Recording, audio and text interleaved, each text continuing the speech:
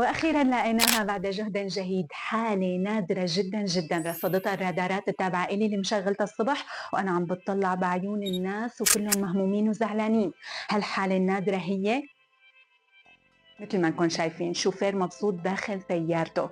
رح سمي لها الشوفير أبا علاء، سفير التفاؤل المتنقل. أبا علاء بنظري هو الشوفير اللي ما بتكسره الظروف، وهو مثله مثل كل هالشوفيرية عم يشوفر على سيارته.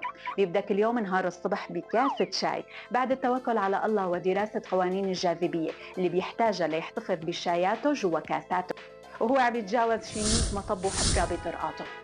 الشوفير بمخيلتنا هو سقاق نقاق أكل نكار، لكن أبا علاء غير. لهيك أنا من باب الواجب الوطني قررت إني بلغ عنه ليعرفوا أسباب الفرح الطفولي اللي صايبه.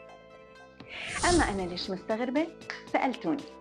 هادي يا سادة لأنه نحن بهالأيام صرنا نصنا مهموم ونصنا مكشر، وبس نشوف حدا عم يضحك منشك بأمره، ومنعتبر السعادة هي خلل بالنظام، والتفاؤل هو تهديد للأمن العام، ومننسى أنه تحت أنوفنا في شفايف ممكن نستخدمهم بأجمل نشاط إنساني عرفته البشرية، ألا وهو الابتسام. سلام.